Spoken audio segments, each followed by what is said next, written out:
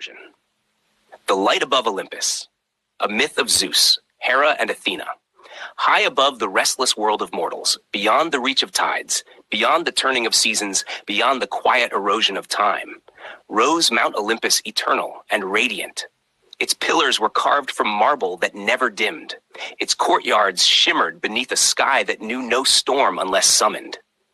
Golden light lingered in its halls as though the sun itself had chosen to dwell there, and the winds that passed through its terraces carried laughter, music, and the echoes of divine decree. From this height, the world below appeared fragile, its kingdoms fleeting, its triumphs brief, its sorrows countless. And yet it was for that world that Olympus stood, a throne above chaos, a promise of order, a seat of power meant to hold existence together. But even in such a place, perfection was an illusion. For among the immortals, there were tensions that no eternity could erase, quiet fractures that widened not with violence, but with silence. At the heart of these unspoken tensions stood three figures whose presence defined Olympus itself: Zeus, ruler of the skies; Hera, queen of sacred bonds; and Athena, the embodiment of reason and insight. Their story is not one of war, it is one of understanding hard won. I, Zeus, the king, who could not rest. Zeus stood at the highest edge of Olympus, where the sky seemed almost within reach of his hand.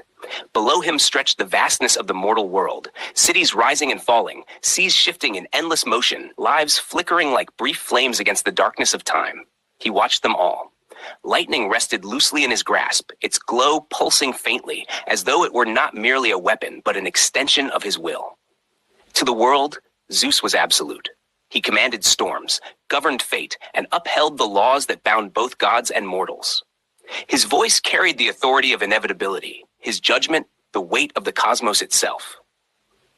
But authority, once won through struggle, is never free from memory. Long before Olympus gleamed in triumph, there had been fear, ancient, suffocating fear.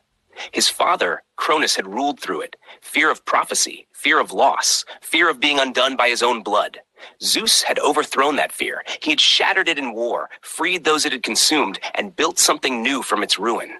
Yet in doing so, he had inherited something he could not entirely escape. The knowledge that power can be taken, that order can fall, that even the strongest throne is not beyond challenge.